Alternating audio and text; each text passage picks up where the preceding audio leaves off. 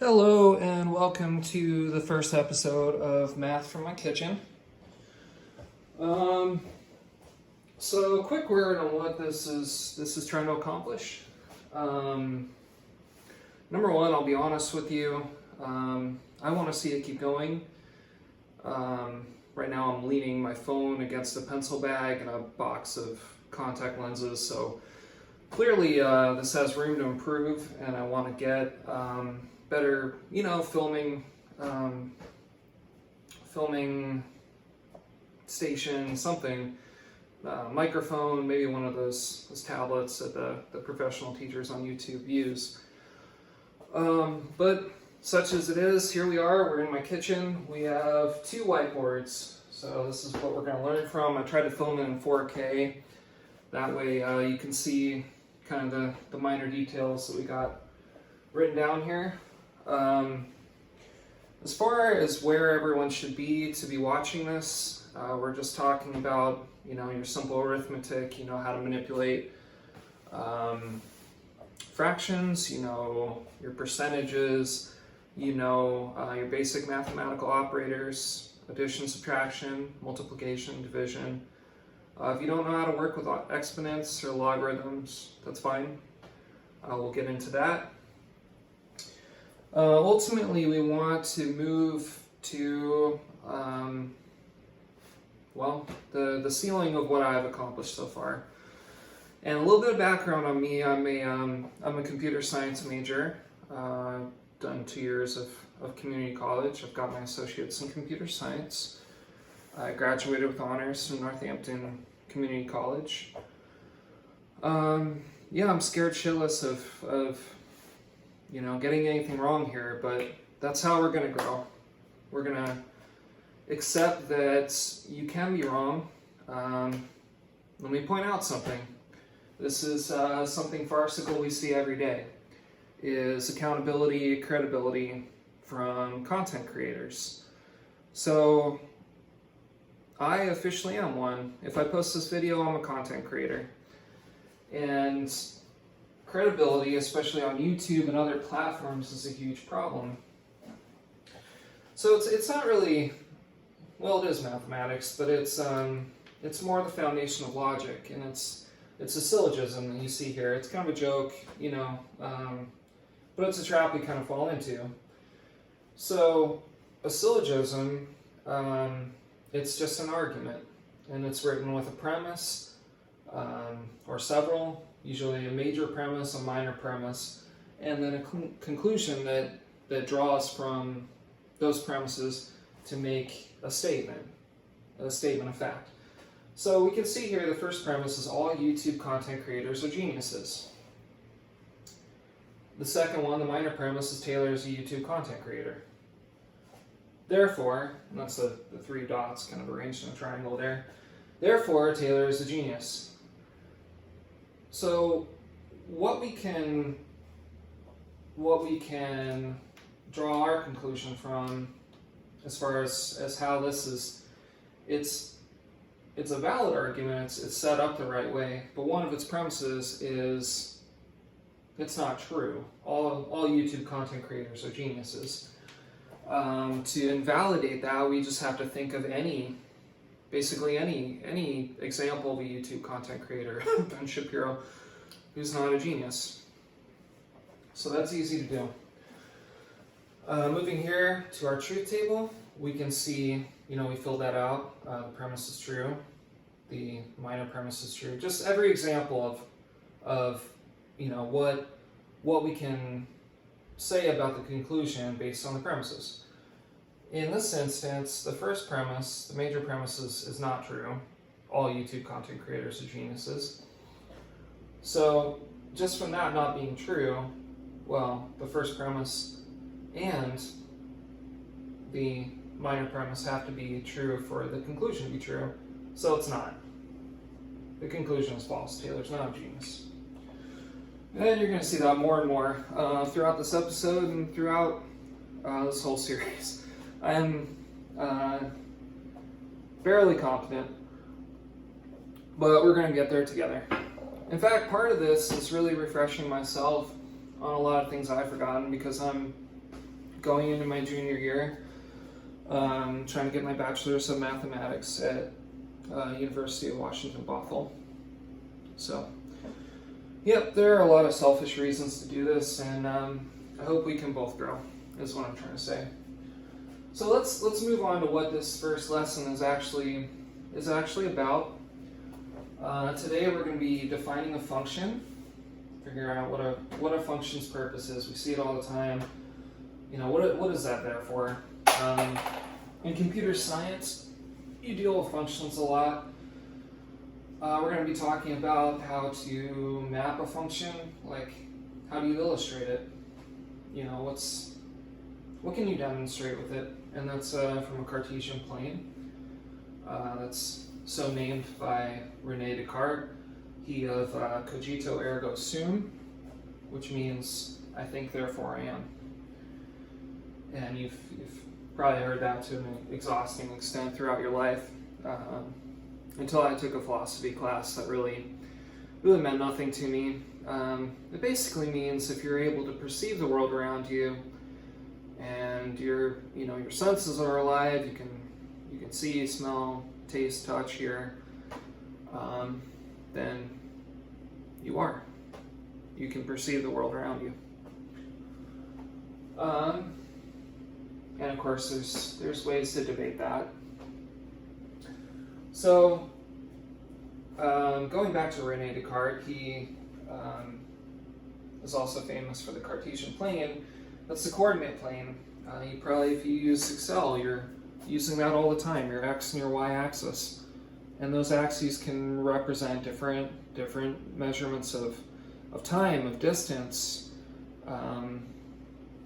So they can represent a lot of things. You can portray them in bar graph, line graph, a lot of different ways, a bell curve.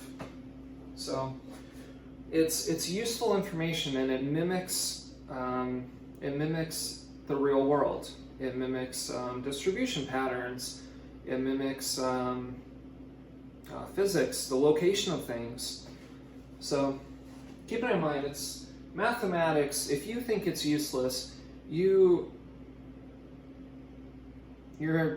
ill-informed. It's easy to write off things that we don't have experience with as useless anyway, because it just confirms our bias that we never needed it. So let's break that down, and we're going to get into other sciences as well. As far as, again, we can only go to the ceiling of what I've personally learned, which hopefully that ceiling will get higher and higher. So moving back to what the lesson is about today, it's Lesson 1, what is a function? So a function, you can think of it as a machine. A function is a mathematical operation performed on a set of inputs. The inputs are called the domain. The domain can be all real numbers. It can be a limited set. It can be defined by stuff, like not being able to divide by zero. A rational function, if you have an x in the denominator, then you can't divide by zero. Anytime the x is zero, well, there's no y value. You can't divide by zero. And in fact, if you're dealing with real numbers, you can't take the square root of a negative number. So there's rules. There's things that not even your calculator can do. Try to make your calculator divide by zero. Have fun.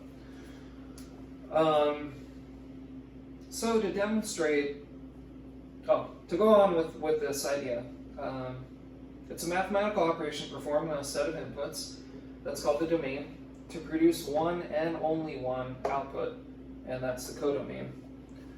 In certain classes you might hear that called the range. The range it's part of the codomain. We're going to call it the codomain. So, to illustrate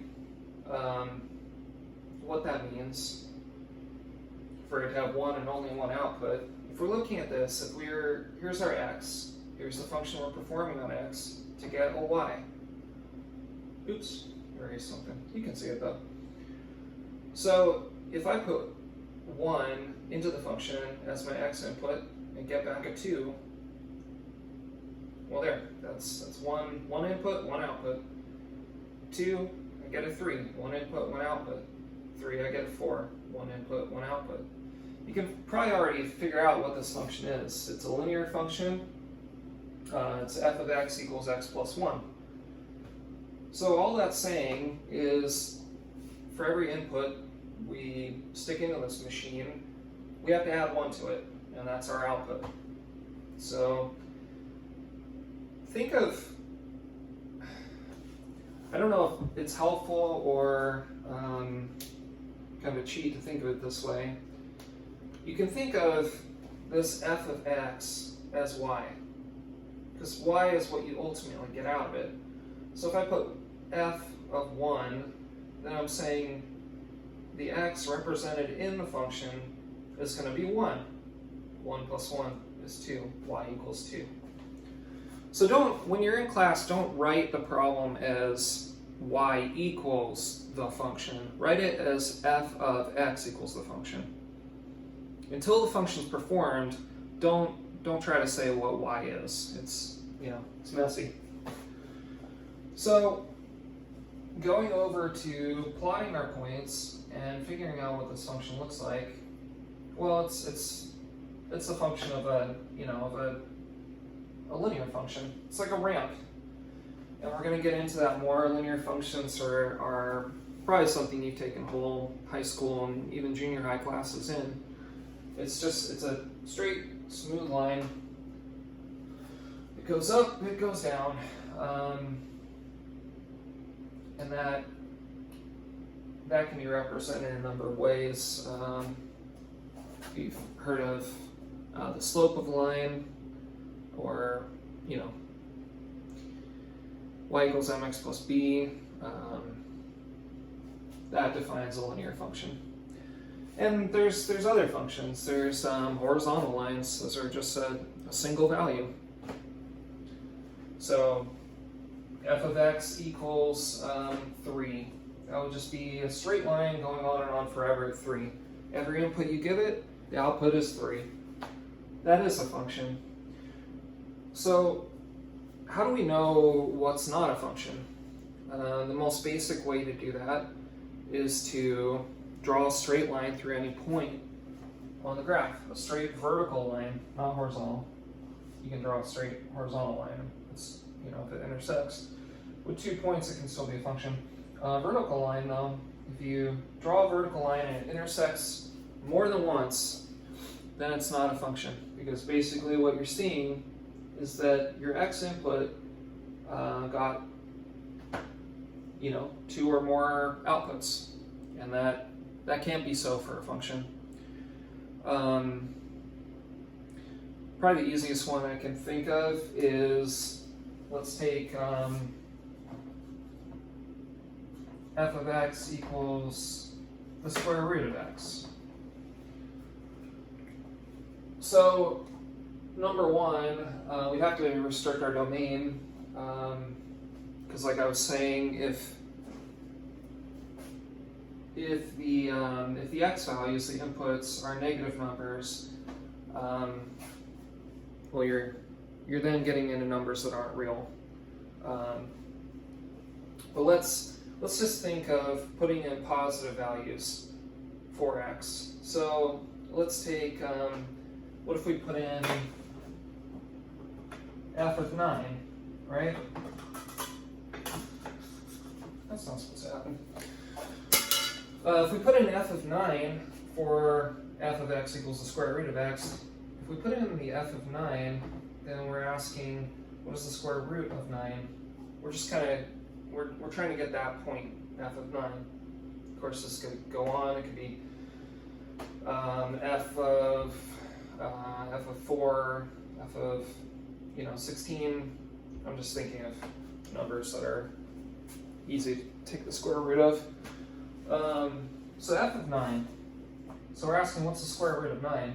Well, there's 2 possible square roots of 9. There's 3 and negative 3. You can multiply negative 3 by negative 3 and get 9. You can multiply 3 by 3 and get 9.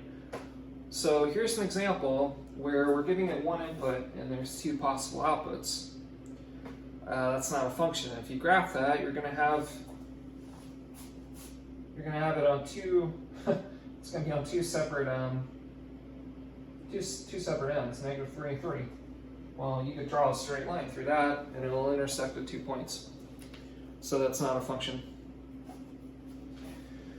So I hope this lesson today has given you an understanding of what a function is. If you want to go into computer science or further mathematics or physics, you're going to have to, or chemistry, you're going to have to understand the point and the purposes of a function. If you want to get into accounting, if you want to figure out lending, how to calculate a mortgage, or even the interest rates on your credit card, you're going to have to understand a function. It's basically just an input and an output. And yes, you can go through your life without knowing this, but you wouldn't be watching this video if that were the case. And you won't get through many degrees without taking a mathematics class. So I hope that this has been instructive. I'm not going to get up on a soapbox and tell you why mathematics and functions are important. I hope you just take me at my word. And I really hope that you support the channel coming up. And if you have any suggestions about what should come next, if there's a weak point for you in your mathematics understanding, then let me know in the comments and let's do a lesson. I'm here to help you as far as I can. Thanks. This has been Math in My Kitchen.